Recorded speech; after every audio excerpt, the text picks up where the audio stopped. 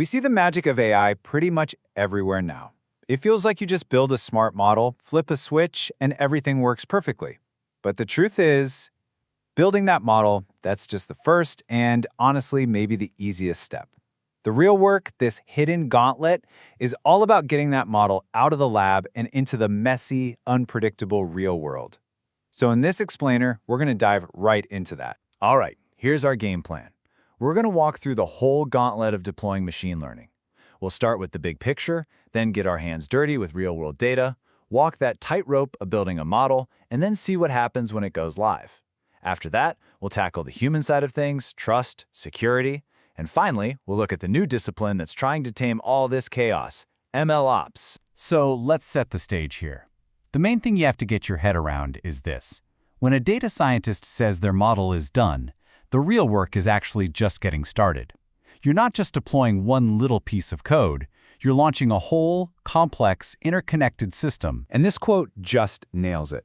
The focus completely shifts from, hey, I made a cool algorithm, to the much, much bigger engineering challenge of weaving that algorithm into a living, breathing system.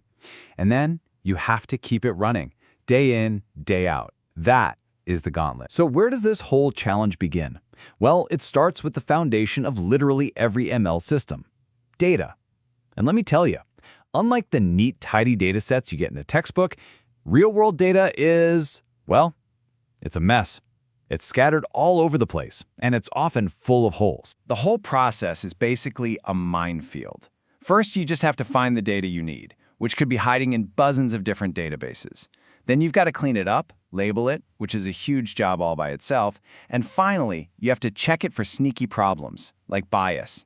Each one of those steps could be a whole project. To see just how tough this is, check out the Firebird project. They wanted to predict fire risks in Atlanta.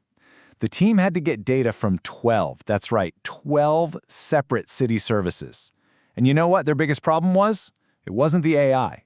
It was just getting all the data sets to agree on how to format a simple street address. That one little thing became this huge, time-sucking effort before they could even think about modeling. And getting good labels for that data? Oh, it's unbelievably hard. Think about analyzing network traffic. If you're using real, live traffic, labeling it correctly is a nightmare. Your error rate can get close to 100%. But okay, let's say you use simulated, controlled data instead. You still end up with labeling mistakes. The big takeaway here is really simple.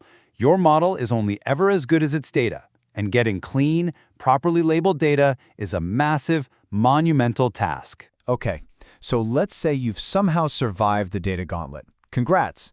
Now you actually have to build the model, and this isn't so simple either. It's like walking a tightrope, trying to balance how well the model performs against how much it costs and, crucially, whether we can even understand how it's making its decisions. First, let's talk about cost. We usually think of code as being pretty cheap to create, right? Well, training a big AI model is not that, at all.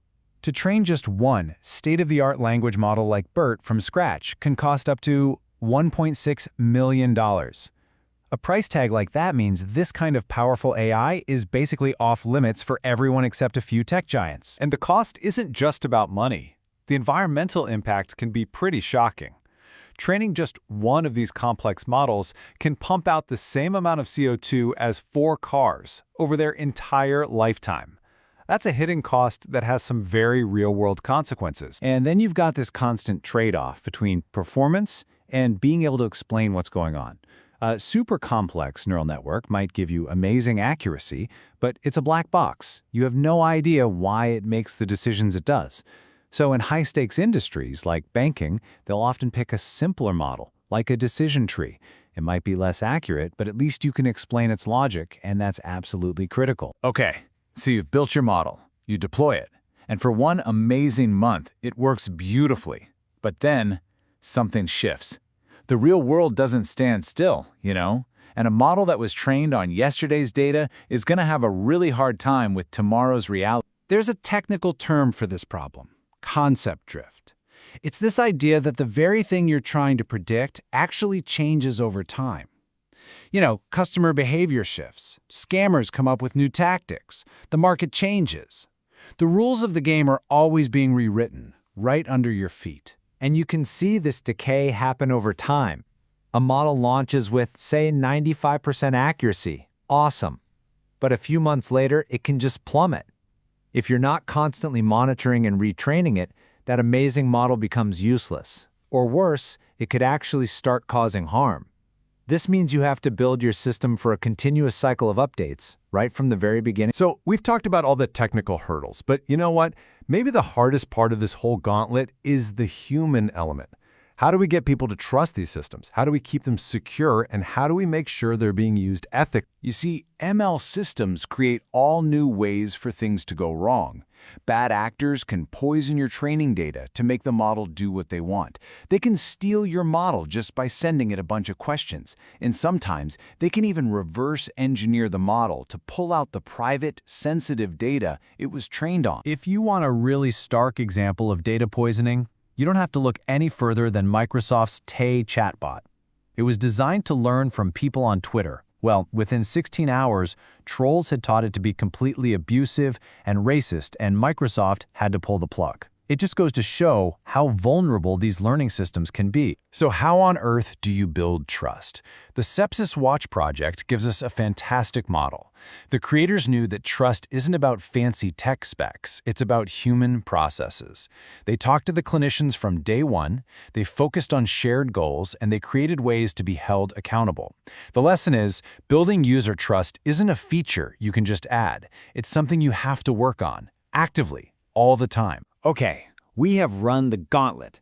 Data is messy, models are expensive, the world keeps changing, and humans are, well, they're human. It all seems impossibly complicated. So how do we manage all this?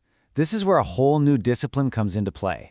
MLOps. MLOps basically takes the ideas from DevOps, automation, collaboration, continuous delivery, and applies them to the unique problems of machine learning.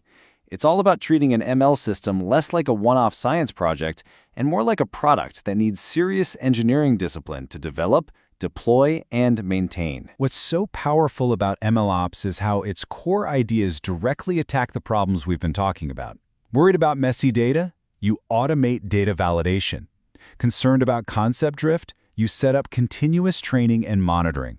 The whole framework gives you a structured way to finally tame the chaos of real-world AI. So in the end, deploying AI is so much more than just writing an algorithm. It's this huge, complex challenge that mixes technology and society, and it demands a really disciplined, engineering-first approach. And all of this leaves us with a pretty critical question for our time. As these AI systems get woven deeper into our lives, is our ability to build them responsibly keeping up with our ability to build them at all? The answer to that is going to define our future.